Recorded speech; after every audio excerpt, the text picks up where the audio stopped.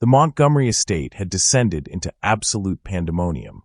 18 of the world's most elite physicians crowded into a nursery worth more than entire neighborhoods, their white coats a desperate blur beneath Swarovski crystal chandeliers. Heart monitors wailed like dying animals. Ventilators gasped for breath they couldn't provide. A trauma team from Mass General barked protocols at specialists helicoptered in from London, while a Pulitzer Prize-winning pediatric cardiologist pressed trembling fingers to his temples and whispered the words no one dared acknowledge. "We're losing him." Before we reveal what happened next, take a moment to like this video, subscribe, and share your thoughts in the comments. Also tell us where you're watching from, we'd love to know. Stories like this remind us that hope can appear when everything seems lost, and your support helps us keep telling the stories that matter most. Baby Aaron Montgomery, sole heir to a $60 billion empire, was dying, and $75,000 an hour in assembled medical genius couldn't explain why his tiny body had turned the sickly shade of ash. Gray lips, gray fingernails, strange geometric bruising spreading across his chest like a deadly map. Every diagnostic test returned maddeningly normal. Every intervention failed spectacularly. Through the servant's side window, face pressed against glass that had never been cleaned for someone of his station, stood Daniel Lawson, 12 years old, son of the day-shift laundry worker. Wearing sneakers with holes in both soles and a jacket 2 sizes too small, sleeves ending halfway down his forearms. He'd spent his entire existence being a ghost in this place. The boy who walked the margins, who noticed everything precisely because no one ever noticed him. Right now, he was staring at the humidifier beside Aaron's crib. The new one that had arrived 5 days ago in decorative packaging. The one releasing a faint, sweet mist that Daniel recognized from somewhere deep in his memory. The one that every genius in that room had walked past 19 times without a second thought. Daniel's hands trembled against the cold glass. He knew what it was. His grandfather, who'd treated half of Southside Chicago with nothing but roots, herbs, and ancestral knowledge passed down from people who'd survived when the system denied them doctors, had taught him to recognize that scent before Daniel could tie his own shoes. Oleander extract. Angel's trumpet derivative. Silent killer. The doctors were preparing emergency cardiac surgery, planning to cut that baby open searching for phantom defects. The answer was sitting 3 feet from the crib, wrapped in lavender ribbons, pumping poison into the air with every mechanical breath. Inside the nursery, Dr. James Harrison from Johns Hopkins, whose consultation fee alone could have paid Daniel's mother's salary for 6 months, gestured emphatically at a monitor. "The cardiac enzymes don't support myocarditis. We're missing something fundamental here. The liver function is deteriorating," said Dr. Lisa Chong, the pediatric toxicologist flown in from Stanford. But the tox screen came back clean. No heavy metals, no common poisons, nothing. "Then we go surgical," Dr. Harrison said grimly. "Exploratory thoracotomy. Maybe there's a structural anomaly the imaging missed." They were going to kill him. Daniel watched them prep the surgical equipment, watched them prepare to slice open that tiny chest, and knew with absolute certainty that Aaron Montgomery wouldn't survive the procedure. The poison was already shutting down his organs. The stress of surgery would finish what the humidifier had started. Daniel looked at the window, then at the security patrol making rounds, Travis Williams and his team, their radios crackling with routine check-ins. Then at his mother's exhausted face visible through the kitchen doorway, the woman who'd warned him 10,000 times. "Stay invisible, baby. Stay safe. Don't give them any reason to notice us." He thought about what would happen if he was wrong. They'd arrest him, prosecute him for trespassing, for assault, for whatever charges billionaires could buy. His mother would lose her job. They'd lose the garage apartment, the only home he'd known for 9 years. Everything she'd sacrificed, destroyed because her son couldn't keep his head down. Then he thought about what would happen if he was right and said nothing. He'd watch that baby die. He'd carry the weight of it forever. He'd know that Aaron Montgomery's last chance had been standing outside a window, too afraid to act, too trained in invisibility to step into the light. His grandfather's voice echoed in his memory. "This wisdom is your inheritance, son. Not money, not land. This what I'm putting in your head right now. Promise me you'll use it when it matters." Daniel had promised. And if this wasn't when it mattered, nothing ever would. Inside, Dr. Harrison was calling for the surgical team. We need to move now. Get him prepped for transport to the OR. Daniel pulled his threadbare jacket tight, took one shuddering breath that felt like stepping off a cliff, and ran.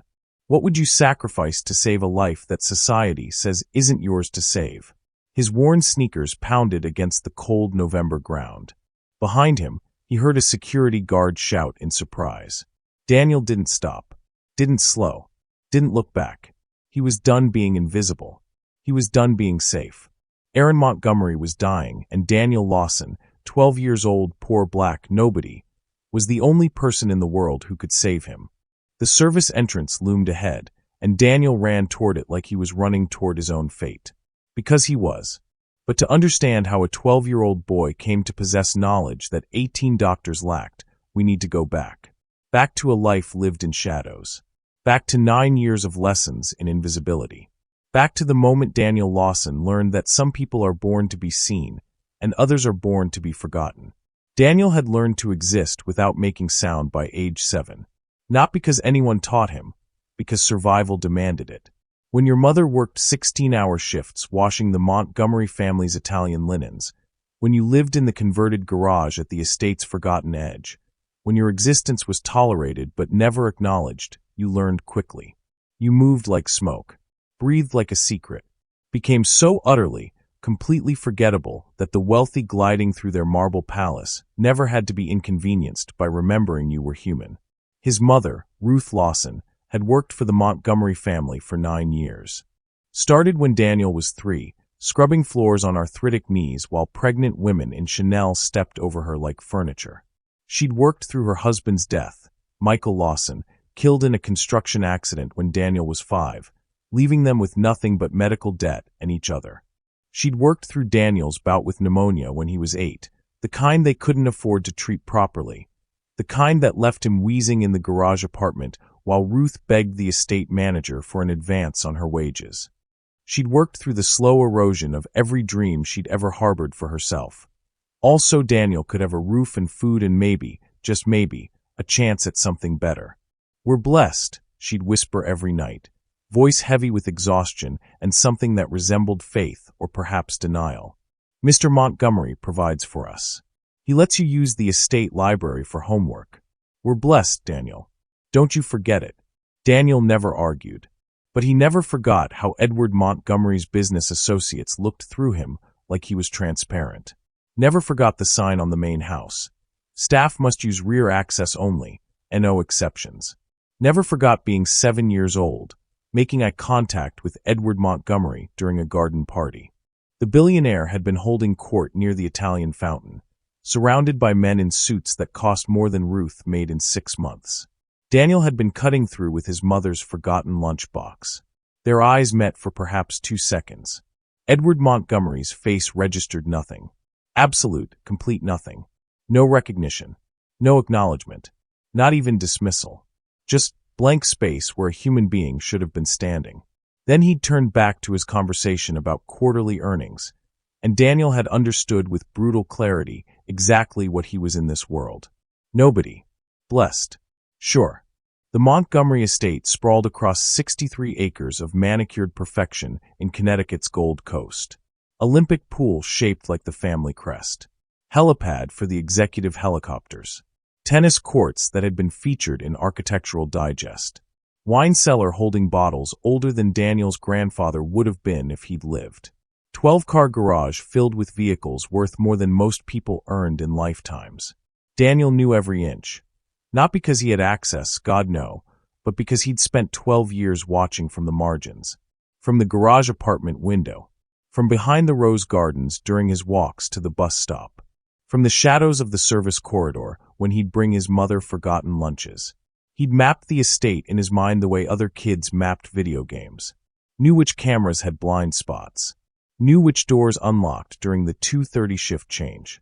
Knew that Travis Williams, head of security, a thick-necked former cop with a fondness for protein shakes and authority, took his 20-minute coffee break behind the pool house every afternoon at 3:45 sharp. He knew these things because knowing them made him feel like he possessed some fragment of power in a world constantly reminding him he had none. But lately, Daniel had been watching for different reasons. 3 months ago, Victoria Montgomery gave birth to Aaron Edward Montgomery II. The heir, the crown prince, the future of a dynasty built on pharmaceutical patents and private equity acquisitions, and the kind of generational wealth most people couldn't conceptualize. The baby arrived in a hurricane of magazine covers and society announcements. Professional photographers captured his first moments. Night nurses rotated 8-hour shifts. A European nutritionist consulted on Victoria's diet for optimal infant development. Daniel watched it all from his usual place, the shadows. And somewhere along the way, something shifted in his chest. He'd started timing his morning routine to glimpse the nursery window at sunrise when the nurse held Aaron up to see morning light. Started lingering near the kitchen entrance when he knew the baby would be taken for afternoon garden strolls through the estate's sculpted gardens.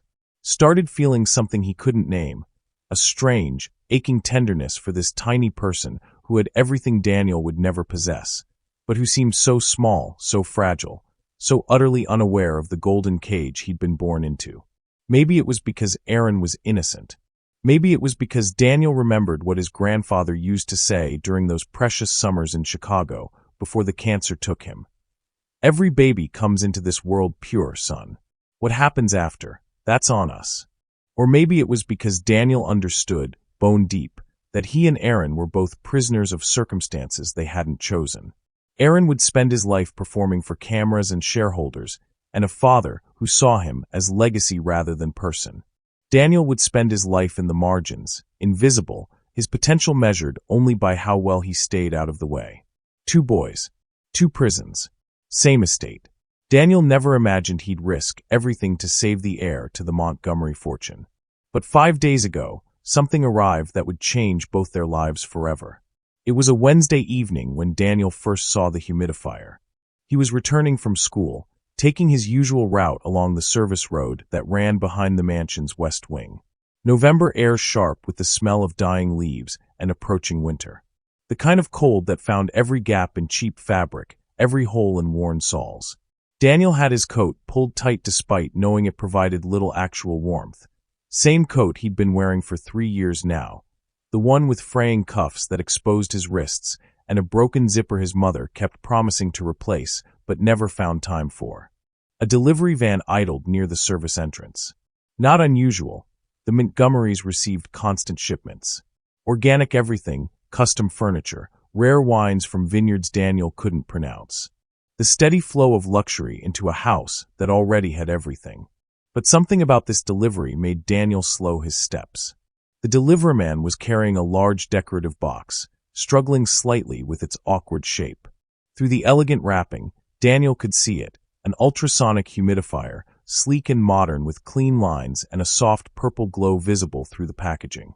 The box was adorned with lavender ribbons tied in an elaborate bow, and a small card was tucked beneath the silk. Old Franklin, the head of grounds maintenance, met the deliverman at the door. Franklin had worked the estate for 20 years, his weathered brown hands testament to decades of coaxing life from Connecticut soil. Daniel watched from behind the hedges as Franklin signed for the package, those same hands reaching out to steady the decorative box. Then Daniel saw it. When Franklin's fingers brushed against the card, just a casual touch, barely a second, they came away glistening with something. A residue, faintly oily, with an almost golden tint that caught the fading afternoon light. Franklin noticed too. Daniel saw him pause, frown down at his work gloves, rubbing his fingers together with a puzzled expression. The residue left a slight sheen on the worn leather. But then the deliverman said something. Daniel couldn't hear what, and Franklin laughed, that easy rumbling chuckle of a man who'd seen stranger things in his years serving the wealthy. He wiped his hands absently on his pants and carried the box inside, presumably toward the nursery, where all of baby Aaron's gifts were displayed in carefully arranged abundance. Daniel stood frozen in the shadows, dread coiling in his stomach like a living thing. He knew that smell. Couldn't remember exactly from where, not with perfect clarity, but something about that sweet, almost floral scent tugged at memories buried deep. Memories that surfaced like bodies in dark water, heavy with significance he couldn't quite grasp. His grandfather's voice, maybe, from those summers Daniel had spent with him on Chicago's South Side before the old man passed. Before the cancer ate through his lungs like fire through dry paper. His grandfather had taught him about plants the way other grandfathers taught their grandchildren about baseball or fishing. They'd walked through the community garden, through the cramped apartment where dried herbs hung from every available surface, through the neighborhood where people came to James Lawson when they couldn't afford doctors or didn't trust the medical system that had failed them so many times before. This one here, his grandfather would say, holding up a leaf, a root, a flower, heals. This one kills. You gotta learn the difference, Daniel. Learn it in your bones, in your blood, 'cause someday it might matter. He'd taught Daniel which leaves could bring down a fever, which could stop infection, which could ease the pain of the dying. But he'd also taught him the darker knowledge, which flowers were medicine and which were poison dressed in beauty. The devil's prettiest work, his grandfather used to say, his dark eyes serious beneath graying brows, always comes wrapped in something lovely. You gotta learn to see past the beauty to the danger underneath. That's the wisdom they don't teach in schools, son. That's the wisdom that kept our people alive when nobody else would help us. Daniel stood there for a long moment, that unease growing heavier with every breath, pressing down on his chest like a physical weight. He thought about finding his mother. Thought about knocking on the service entrance and telling someone, anyone, that something about that delivery felt wrong. But who would listen to him? He was nobody. The laundry worker's son. The ghost boy who walked the margins. He didn't even exist in the Montgomery's world, except as a minor inconvenience to be managed, an occasional shadow that crossed their peripheral vision before being forgotten. What would he even say? That a package smelled wrong. That his dead grandfather's folk wisdom was raising alarm bells that 18 physicians with medical degrees from Harvard and Stanford wouldn't understand? They'd laugh at him. Worse, they'd tell his mother. She'd lose her job for having a son who disrupted the household, who bothered the family with superstitious nonsense. So Daniel did what he always did. He swallowed his instincts, buried his unease deep where it couldn't surface and cause trouble, and walked back to the garage apartment to start his homework. 5 days later, he would realize that decision almost cost a baby his life. The sirens came at dusk. Daniel was sitting at the wobbly kitchen table in the garage apartment, struggling through an algebra problem he didn't really care about. Something about train speeds and arrival times, as if it mattered when trains arrived in a world where some people flew helicopters and others couldn't afford bus fare. The sirens started distant, almost gentle, then grew louder, closer, more urgent. Daniel's pencil stopped mid-calculation. He went to the window and watched as 3 ambulances came screaming up the private drive, their red and white lights painting violent streaks across the manicured lawns. Behind them, a convoy of black SUVs moved with military precision. Then 2 helicopters descended onto the estate's helipad like mechanical birds of prey, their rotors beating the November air into submission. His mother burst through the door minutes later, face drained of color, hands already reaching for her work uniform. "Something's wrong with the baby," Ruth gasped, her voice raw with panic. "Something terrible. Mrs. Montgomery is hysterical. They're calling in doctors from everywhere, New York, Boston, I don't know. I have to go. I have to help." She was gone before Daniel could form a response, the door slamming behind her, leaving him alone with the algebra problem and the growing dread in his stomach. Daniel stood at that window for hours as night fell completely. The mansion blazed with lights, every room illuminated, transforming the estate into something that looked less like a home and more like a hospital under siege. White-coated figures rushed back and forth past the nursery window on the 2nd floor. Even from this distance, Daniel could see the frantic quality of their movements, the way they clustered and dispersed and clustered again like disturbed ants. Shadows of chaos danced across the manicured lawns, projected through the floor-to-ceiling windows. Equipment being wheeled in. People running. The jerky, desperate choreography of a crisis spiraling beyond control. And deep in his gut, beneath the fear and the confusion and the strange grief he felt for a baby he'd never even held, one thought kept surfacing like a body in dark water. The humidifier. The humidifier. The humidifier. That oily residue on Franklin's gloves. That sweet, floral scent he couldn't place but recognized in his bones. His grandfather's warning about poison dressed in beauty. Daniel couldn't stay away. The security teams were too distracted by the medical emergency to patrol their usual routes. Daniel slipped out of the garage apartment and moved through the November darkness like the ghost he'd spent 12 years becoming. Through the hedge maze, left, right, straight, left again, a path he'd memorized years ago. Past the rose garden where his mother sometimes worked. Across the lawn where the grass was so perfect it felt criminal to step on it.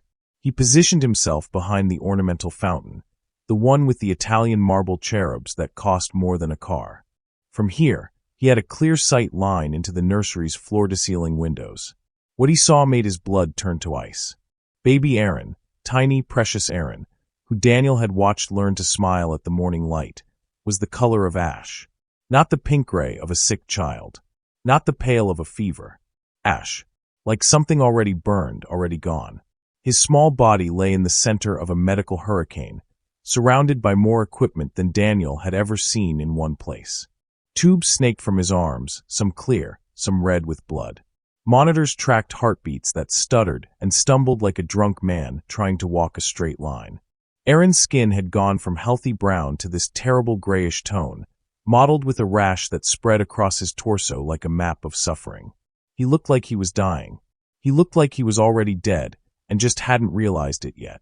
The doctors had started arriving within the first hour. Daniel counted them as they came, black luxury cars and helicopters depositing an army of medical royalty onto the Montgomery lawn. Through the kitchen entrance, left propped open by the chaos, he could hear his mother whispering their names to other staff members in terrified reverence. Dr. James Harrison from Johns Hopkins. They say his waiting list is 3 years long. That's Dr. Lisa Chong from Stanford. She's a toxicology specialist. Saved that senator's daughter last year. The one getting out of the helicopter, Dr. William Foster from Mass General. My cousin saw him on the news once. 18 of them. Daniel counted every arrival. 18 of the greatest medical minds on the planet. Each one carrying degrees from institutions Daniel could never hope to attend. Harvard, Stanford, Johns Hopkins, MIT. Each one armed with knowledge that had taken decades to acquire and millions of dollars in education to obtain. Each one moving with the confidence of people who'd spent their lives being told they were the smartest people in any room. 18 experts. Every resource money could buy. Every technology modern medicine could provide. And not a single answer.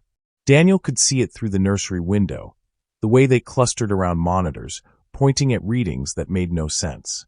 The way Dr. Harrison gestured emphatically while others shook their heads. The way they cycled through theories and treatments like gamblers trying different combinations, each one failing more spectacularly than the last. The tragic irony wasn't lost on Daniel. He was crouched behind a fountain, a 12-year-old nobody in a coat held together by hope and stubbornness, watching the world's most expensive minds fail to see what was right in front of them. The humidifier sat on the windowsill, pretty as a picture, wrapped in lavender ribbons, pumping death into the air with every mechanical breath. Daniel watched through the window as the doctors cycled through their theories like desperate gamblers at a rigged table. Each new hypothesis emerged with confidence and collapsed in confusion. Each treatment was administered with precision and failed with cruelty. Bacterial sepsis, Dr. Harrison announced, his voice carrying through the partially open window. Start broad-spectrum antibiotics. Vancomycin and meropenem, maximum pediatric dosing. They pumped Aaron full of antibiotics that did nothing. The monitors continued their erratic screaming. The baby's color deepened from ash to something darker. Viral encephalitis, Dr. Chong suggested, pulling up brain scans on a tablet. The inflammation patterns could indicate. They tried antivirals that made no difference. Aaron's tiny body convulsed. His breathing grew more labored. Autoimmune response, another doctor, Daniel didn't know his name, said firmly. His own system is attacking itself. We need immunosuppressants, stat. They administered drugs that didn't suppress anything. The rash spread further, angry welts blooming across Aaron's torso like accusations. Genetic disorder. Something undiagnosed, something rare. They ran tests that came back inconclusive. Normal. Maddeningly, impossibly normal. Anaphylaxis. Severe allergic reaction. They shot him with epinephrine that might as well have been water. Nothing changed except the growing desperation in the room. And through it all, the humidifier sat on the windowsill. The doctors walked past it constantly. Dr. Harrison set his coffee cup down beside it while consulting with Dr. Chong. A nurse adjusted for equipment around it. Someone's tablet rested against it while they analyzed blood work that revealed nothing. It was invisible to them, part of the background decoration. Just another pretty object in a nursery full of pretty, expensive things. Just like Daniel himself. The parallel wasn't lost on him. Both overlooked. Both dismissed. Both present, but unseen by people too focused on what they expected to find to notice what was actually there. Then the memories hit him like a physical blow. Summer. Chicago. Daniel was 8 years old, sitting on his grandfather's porch on the south side. The old man had a book, ancient thing with a cracked leather spine, pages yellowed with age and use. Hand-drawn illustrations of plants, some beautiful, some sinister, all labeled in his grandfather's careful, self-taught script. "This one here," James Lawson had said, his weathered finger pointing to a drawing of delicate, bell-shaped flowers. "We got different names for it. Oleander, angel's trumpet, devil's breath. Beautiful, yes? Look at those flowers. Like something you'd give to someone you loved." Daniel had leaned closer, fascinated by the purple and white blooms in the illustration. "But this plant," his grandfather continued, his voice dropping to something serious, something Daniel needed to remember. "This plant don't care about beauty. The leaves, the flowers, even the wood, all of it poison. And if someone extracts it right, makes it into a mist, an aerosol? Just breathing it, if you're small, if you're a baby." He'd shaken his head slowly, his dark eyes meeting Daniel's. Heart slows down. Organs start failing. And the doctors, they look for disease, for infection, for something inside the body attacking it. They never think to look outside. Never think to look at what the person's breathing, what they're touching, what pretty thing is sitting right there in the room with them. His grandfather's knowledge had been passed down through generations. People who'd survived when the system denied them doctors, when hospitals turned them away, when the only medicine was what grew in the ground, and the wisdom passed from mother to daughter, father to son. James Lawson had delivered babies in homes with no electricity, just clean hands and ancestral knowledge. Had cured fevers with bark and leaves when there was no money for pharmacies. Had saved lives with healing arts that fancy physicians would have dismissed as superstition, as folk medicine, as the ignorant practices of uneducated people. But it wasn't ignorance. It was survival. It was brilliance born from necessity. Daniel's eyes snapped back to the nursery window, understanding crystallizing with terrible clarity.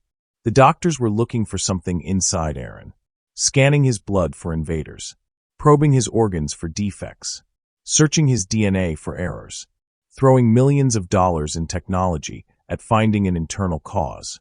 They were looking in the wrong place. The enemy wasn't inside Aaron Montgomery. It was sitting 3 feet from his crib, wrapped in lavender ribbons, pretty as a picture and deadly as a viper. "We need to go surgical," Dr. Harrison said, his voice heavy with defeat. "Exploratory thoracotomy. Open him up and see what we're missing." No. Daniel's hands clenched against the cold marble of the fountain. They were going to cut that baby open, going to dig through his tiny body searching for an answer that wasn't there. And the surgery, the trauma, the anesthesia, the stress on a system already shutting down, would kill Aaron faster than the poison already in his blood. Daniel's internal battle intensified until it felt like his chest would crack open. His mother's job, their home, their entire future balanced against, but his grandfather's voice echoed louder than fear. "This wisdom is your inheritance, son. Not money, not land, not fancy degrees. This, what I'm putting in your head right now. Promise me you'll use it when it matters." Daniel had promised. And then he'd spent years being ashamed of that inheritance. Embarrassed by the grandfather who'd never learned to read, who spoke with an accent that made people assume he was uneducated, who healed with herbs and prayers when real doctors used machines and drugs. Daniel had wanted to be modern, sophisticated, acceptable. Had wanted to be anything other than the descendant of people who'd had to figure out their own medicine, because no one else would help them. But right now, in this moment, that inheritance was the only thing that could save Aaron Montgomery's life. and Daniel Lawson was the only person in the world who carried it. Aaron's monitors flatlined. Not the steady beep of a heartbeat, but that terrible, continuous wail that meant a body was giving up. Through the window, Daniel watched the doctors surge forward, watched Dr. Harrison bark orders about the operating room, watched them prepare to cut open a dying baby searching for answers that weren't inside him. Daniel stood up from behind the fountain, stepped out of the shadows that had hidden him his entire life, and ran. His feet pounded against the manicured grass, each step a betrayal of every lesson in invisibility he'd ever learned. The cold November air burned his lungs. Behind him, a security guard's voice cut through the darkness. Hey, stop right there. Daniel didn't stop. He was done being a shadow. The service entrance loomed ahead, unlocked, thank God, the staff too distracted by crisis to follow protocol. Daniel hit the door at full speed and burst into the kitchen's chaos. Caterers who'd been hired for some dinner party that would never happen stood frozen at their stations, their faces pale with reflected anxiety from the medical emergency upstairs. A sous chef dropped a copper pot with a clang that echoed through the marble halls like a gunshot. Someone screamed. Daniel didn't stop. He knew this house, had memorized every corridor, every shortcut, every back stairway that the family never used but the staff traveled daily. His feet carried him through the kitchen, past the industrial refrigerators and imported Italian tile, toward the narrow servant staircase that wound up to the second floor like a secret spine hidden inside the mansion's gilded body. Stop. Stop right there. Travis Williams' voice thundered behind him, the head of security's heavy footsteps pounding like war drums. Daniel heard the crackle of his radio. Code 10-31, intruder in main house, black male juvenile, heading to second floor. But Daniel was smaller, faster, and desperate in a way that Williams, with his protein shakes and his union wages and his health insurance, could never understand. He took the stairs 3 at a time, his worn sneakers slipping on the polished wood, his hand gripping the railing so hard his knuckles screamed. Second floor. East wing. The nursery was at the end of the hall, past the family portraits of dead Montgomerys and the antique vases worth more than his mother made in a year. 2 more guards appeared at the top of the stairs, materializing like nightmares. Big men, both of them, with shoulders like refrigerators and expressions that said they'd been waiting their whole careers for a chance to tackle someone who actually deserved it. They spread out, blocking the hallway, arms extended like they were herding cattle. "Son, you need to stop right now," one of them said, his voice carrying that false calm adults used when they were about to do something violent. "You're trespassing on private property. Whatever's going on, we can talk about it, but you need to." Daniel fainted left. The guard bit, his massive body committed to the movement, muscles already flexing to grab. Daniel spun right, ducking under the second guard's grasping arms with a move he'd learned dodging bullies in the school hallway. The kids who'd called him charity case and welfare baby, and worse things he'd trained himself not to remember. He felt fingers brush his coat, that old, worn coat with the broken zipper. And then he was past them, sprinting down the corridor toward the nursery door. The door was closed. Daniel could hear voices on the other side, urgent, overlapping medical jargon he didn't understand mixed with the electronic wail of machines losing their battle. He didn't knock. He didn't hesitate. He grabbed the handle and threw the door open with enough force to send it crashing against the wall. 18 heads turned toward him in perfect synchronization. 18 faces registered shock, then confusion, then outrage in rapid succession. The room smelled like antiseptic and fear and something else, something sweet and faintly floral that Daniel recognized immediately. The poison was in the air itself, had been slowly saturating the nursery for 5 days, and not one of these geniuses had noticed. What the hell? Security. Security. Who is this kid? Get him out of here. The voices crashed over him like waves, but Daniel's eyes were fixed on one thing only. The crib in the center of the room, surrounded by machines and monitors and men in white coats who'd already started to turn back to their work, dismissing him as a minor disruption to be handled by others. Aaron lay in that crib, his tiny chest barely moving. His skin had gone from gray to something darker, something that looked like the color of giving up. The rash had spread across his entire torso now, an angry constellation of raised welts that the doctors had biopsied and tested and analyzed without understanding what they meant. He was dying. Minutes now, maybe less. Edward Montgomery stepped forward, his face a mask of grief and rage and desperate confusion. "Who are you? How did you get in here?" "Guards, get this. This boy out of my son's room immediately." The guards were already on Daniel. He felt hands grip his shoulders, rough, angry hands that didn't care about being gentle. Felt himself being lifted off his feet like he weighed nothing, like he was nothing. Felt the world tilting as they started to drag him backward toward the door. The humidifier. Daniel screamed, fighting against the grip with everything he had. "It's beside the crib. It's oleander extract. It's poison." The guards didn't stop. Of course they didn't stop. He was just a kid. A poor kid. A black kid in a dirty coat, screaming nonsense in a room full of the greatest medical minds in the world. Why would anyone listen to him? "Please." Daniel's voice cracked, broke, reformed into something raw and pleading. "My grandfather taught me about plants. That one releases toxic mist. The baby's been breathing it for days. You have to get it out. You have to." "Remove him," Edward Montgomery said coldly, his voice cutting through Daniel's desperation like a blade. "Now." Something inside Daniel snapped. Not broke, snapped. Like a rubber band stretched too far, like a bone pushed past its limit, like 12 years of swallowed words and buried instincts finally reaching critical mass. He'd spent his entire life being invisible, being quiet, being good. He'd swallowed his voice 1,000 times, bitten back his opinions, made himself small so that the wealthy and the powerful wouldn't be troubled by his existence. And where had it gotten him? Here. Being dragged out of a room by men twice his size while a baby died because no one would listen to the laundry worker's son. Daniel went limp in the guard's arms. It was a trick he'd learned from watching nature documentaries on the estate's library computer.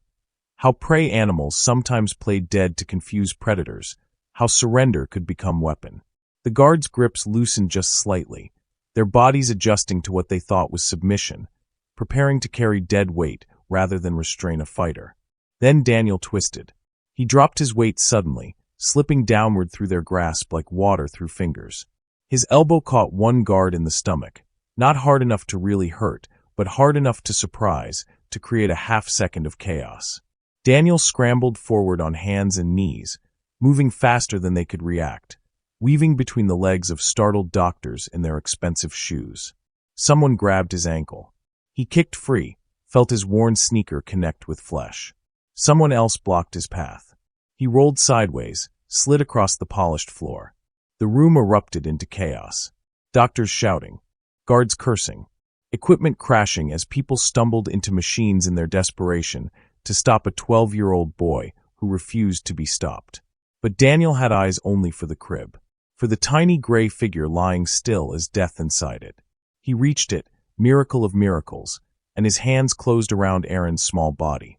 So light, so terribly, impossibly light, like holding a bundle of dry leaves, like holding something already half gone. Daniel lifted the baby against his chest. Aaron's head lolled against his shoulder, that terrible deadweight of unconsciousness. His breathing was so shallow Daniel could barely feel it, just the faintest whisper of air against his neck. Put him down. Edward Montgomery's voice had gone beyond rage into something primal, something animal. Put my son down right now, or I swear to God. But Daniel was already moving.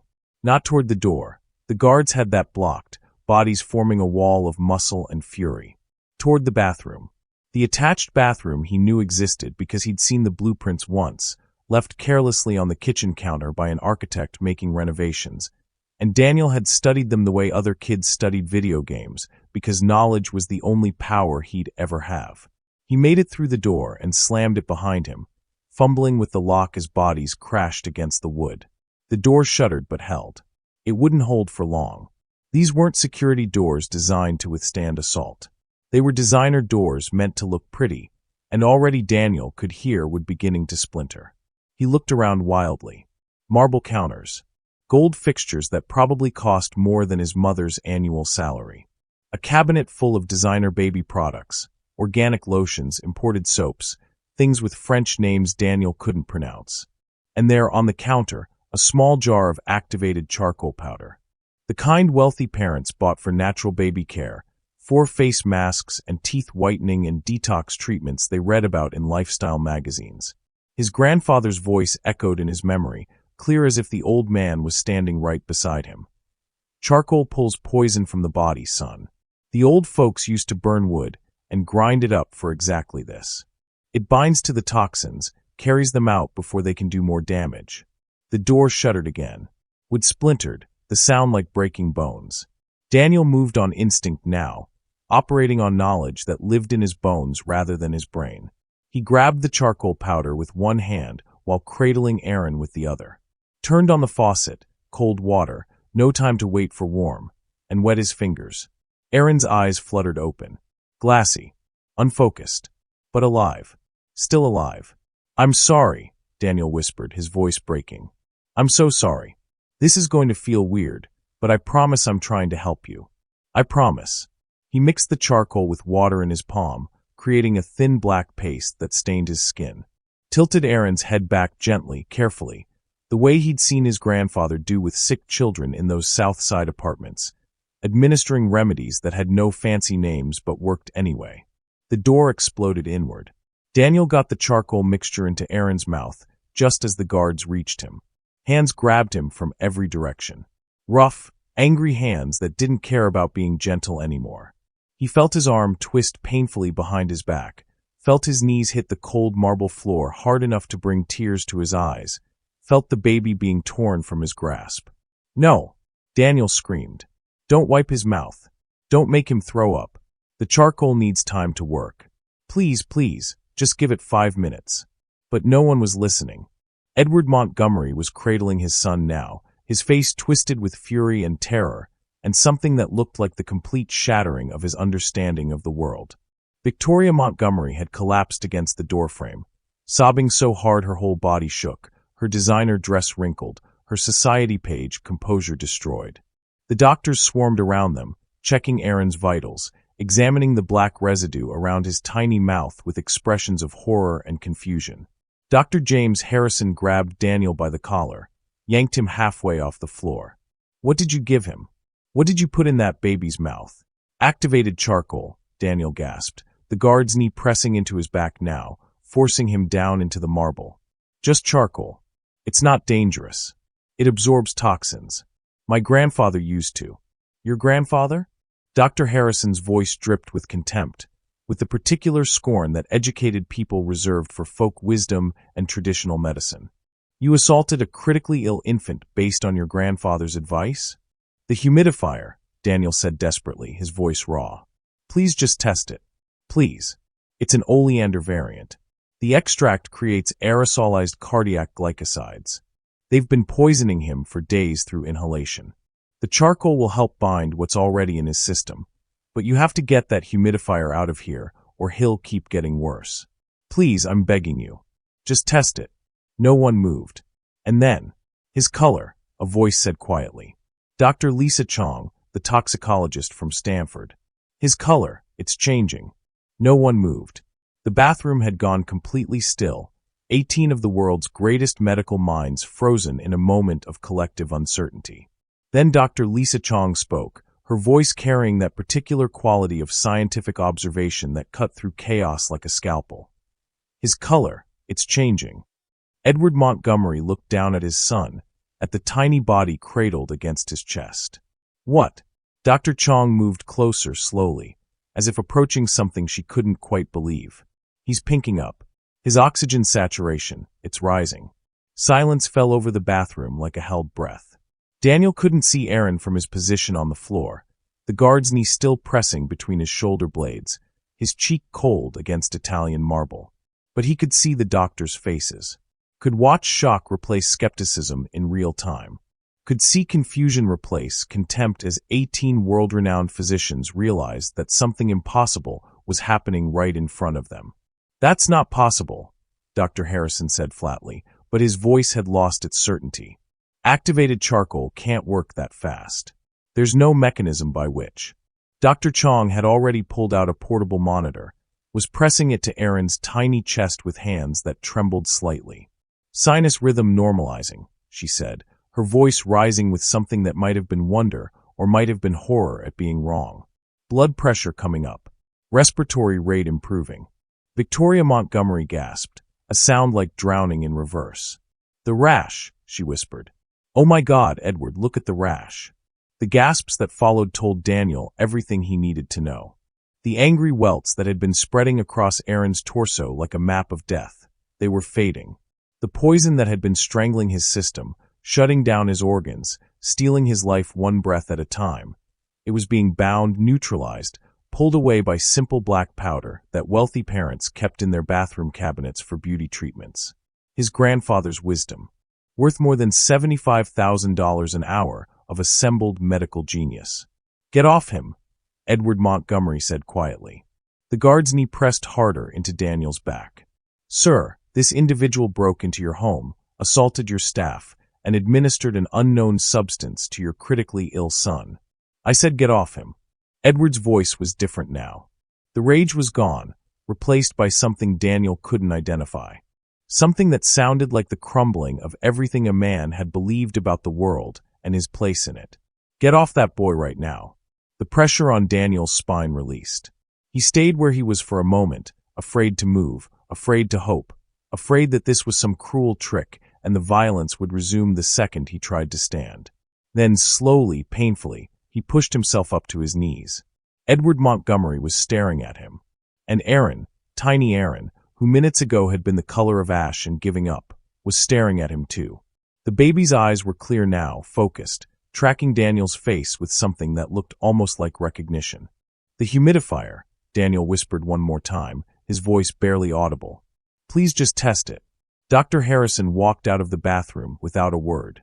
2 minutes later, Daniel heard him shout from the nursery, "Get a contamination team in here now. Everyone who touched that humidifier needs decontamination protocol immediately. Someone call the poison center. I need everything they have on aerosolized oleander toxicity, and I need it 5 minutes ago." Daniel closed his eyes. It was over. One way or another, it was over. The next 6 hours passed in a blur of fluorescent lights and hushed voices. Daniel sat in a chair outside the nursery. Not the servants' quarters where he belonged. Not the security office where criminals went. Not a police interrogation room, though he'd been certain that's where he'd end up. A chair right there in the hallway, where anyone walking past could see him. Where Edward Montgomery had personally told him to wait. No one put him in handcuffs. No one called the police. No one dragged him off the property or threatened him with prosecution or did any of the 1,000 terrible things Daniel had been certain would happen the moment he'd crashed through that service entrance door. Instead, staff members brought him water. A sandwich from the kitchen, real food, not leftovers. A blanket when one of the nurses noticed him shivering in his threadbare coat.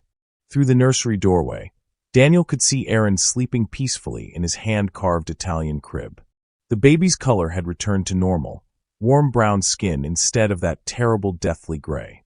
His monitors beeped steadily now, a rhythm that climbed stronger with every passing hour.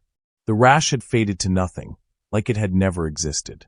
The army of doctors had thinned to just 3, running final tests, conferring in low voices that carried relief and something that might have been shame. Dr. Chong was the first to apologize. She came out of the nursery around midnight, her face drawn with exhaustion and something that looked like it physically hurt.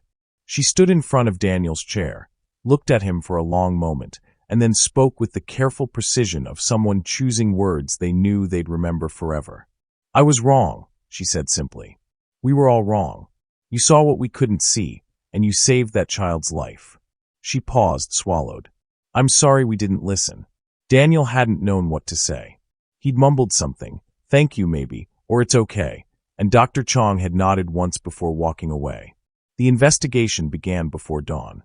Edward Montgomery had called in a private security firm.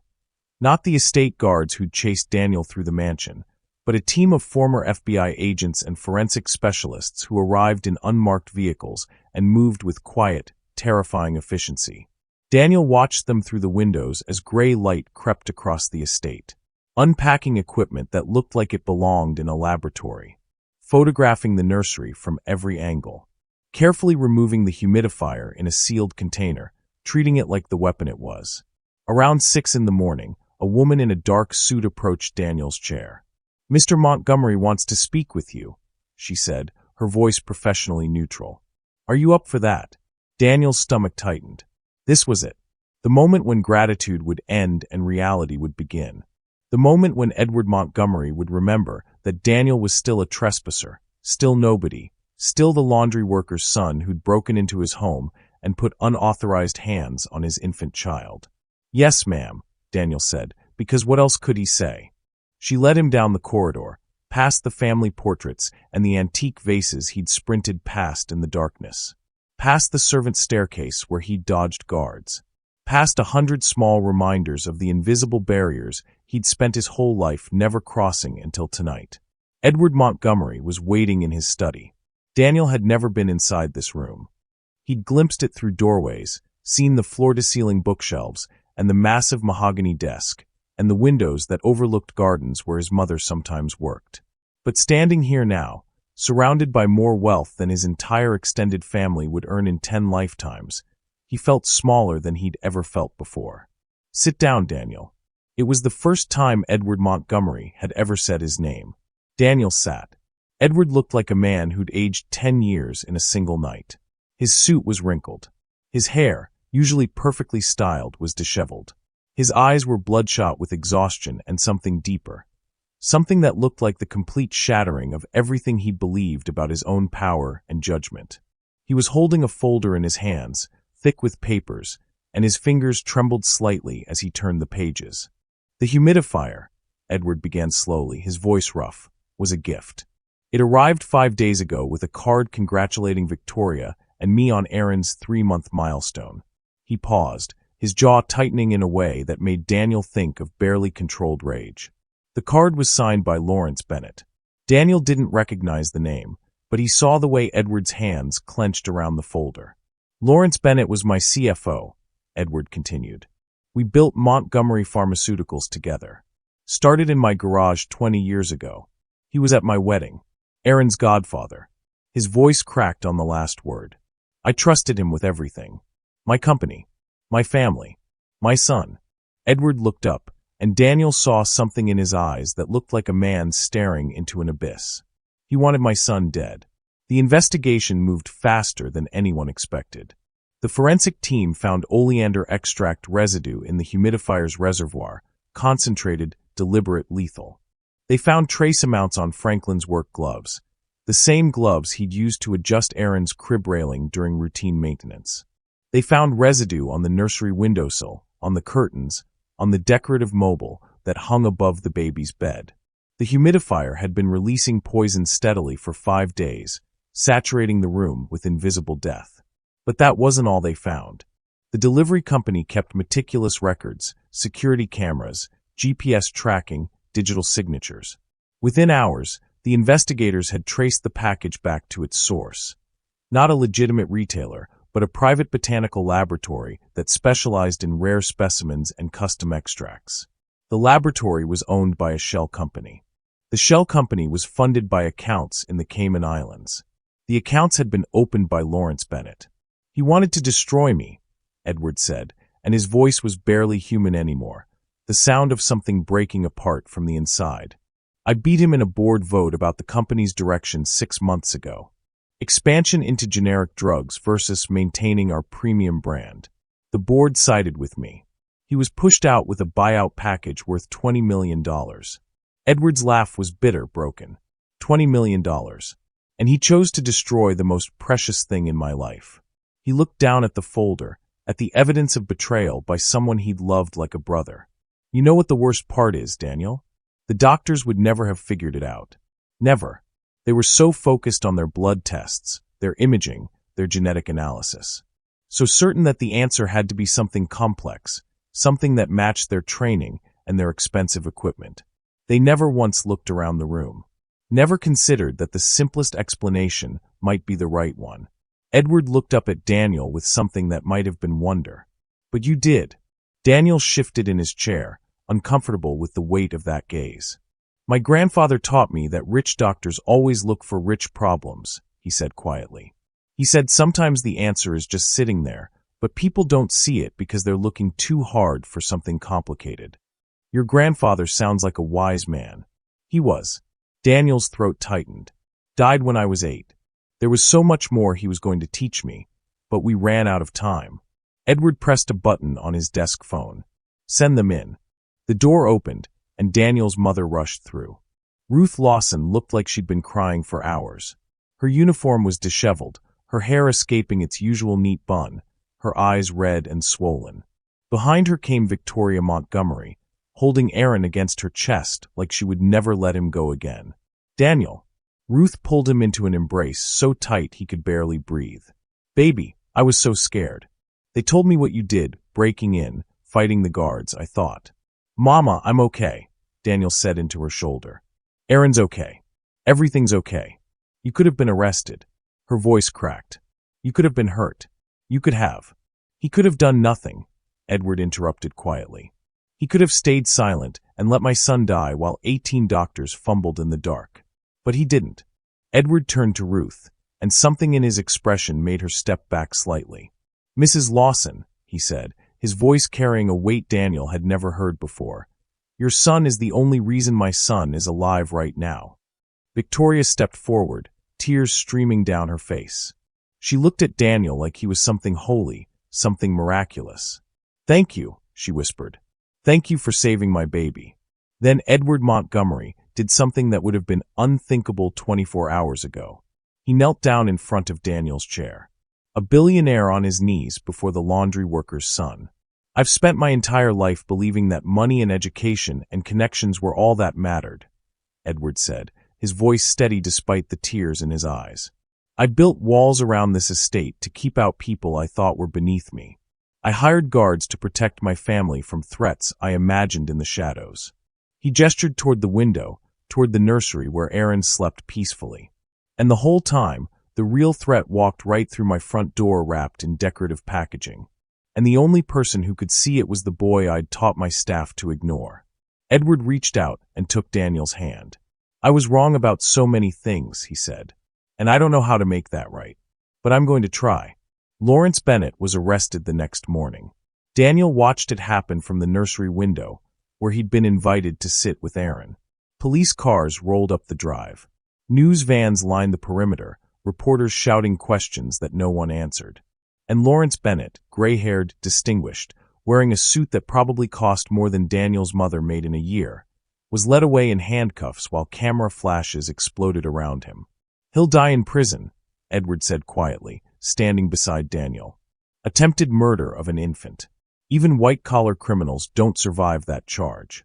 But Edward didn't stop with Bennett's arrest.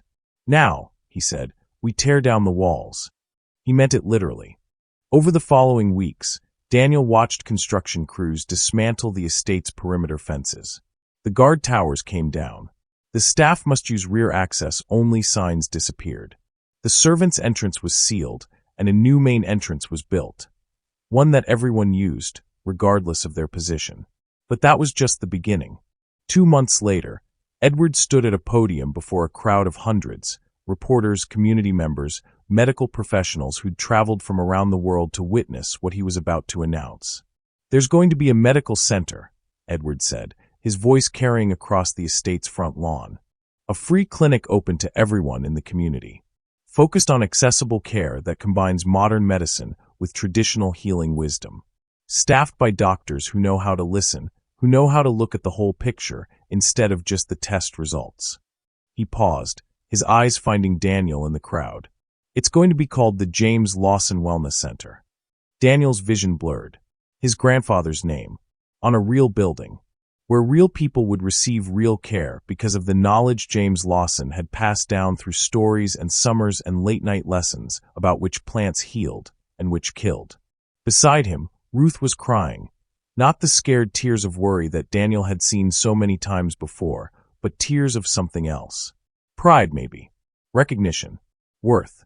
Additionally, Edward continued, we're establishing a full scholarship fund for Daniel Lawson, and any future children the Lawson family might have. Full tuition to any university, anywhere in the world. The crowd murmured, cameras clicking. The garage apartment will be torn down, Edward said. In its place, a house, a real house, with the deed in Ruth and Daniel Lawson's names. And Ruth will serve on the Wellness Center's board of directors, with a salary that reflects the value of her contributions. Later, privately, Edward made one more offer. I'm setting up an apprenticeship, he told Daniel, with the best botanical researchers in the world, if you want it, so you can learn everything your grandfather didn't get the chance to teach you, so you can become the healer he was raising you to be. Daniel thought about his grandfather, about the promise he'd made to use that wisdom when it mattered, about all the years he'd spent being ashamed of his inheritance, wishing he could be something more respectable, more modern, more acceptable. He'd been wrong. His grandfather's knowledge wasn't something to overcome. It was a foundation to build on, wisdom stretching back through generations of people who'd survived when the world said they shouldn't. Yes, Daniel said. I want that more than anything. Edward pulled him into a hug, holding him the way Daniel imagined fathers held their sons. Thank you, Edward whispered, for being brave when it mattered, for being the person I should have seen all along. 1 year later, Daniel stood before the James Lawson Wellness Center, its glass walls gleaming in the afternoon sun. Gardens surrounded the building, medicinal plants that Daniel had helped design and cultivate. Lavender for anxiety, chamomile for sleep, echinacea for immunity. And in one carefully controlled greenhouse, specimens of the plants that could kill, kept behind locked doors for education and research. Today was the grand opening. Hundreds of people filled the lawn, community members, medical professionals, journalists documenting this new model of healthcare. And then Aaron Montgomery, 14 months old now, squirmed out of his mother's arms and dropped to the ground on unsteady legs. He toddled toward Daniel with the determined awkwardness of a child just learning to trust his own feet. Daniel, Aaron said clearly, raising his chubby arms in the universal gesture of children everywhere. One of his first words, along with Mama and Dada. Daniel bent down and lifted him up. Aaron immediately snuggled against his chest, one small hand fisting in Daniel's shirt, utterly content. Daniel felt Aaron's heartbeat against his own. Strong, steady, alive, a life saved, a connection made, a bridge built between two worlds that had never been meant to touch. Daniel looked at the building bearing his grandfather's name and thought, "Thank you, Grandpa. I kept my promise. I used what you taught me when it mattered, and I'm going to keep using it every day for the rest of my life." 2 boys in his arms and his heart. One saved from poison. One saved from invisibility. Both free at last. The end. Before you go, take a moment to like this video, drop comments, and subscribe to this channel. Now's Haven. Stories like this remind us that compassion can change lives, that courage can bridge impossible divides, and that sometimes the smallest voices carry the greatest power. Stay with us. The next story on your screen is just as meaningful and powerful as the last one. You don't want to miss it. See you there.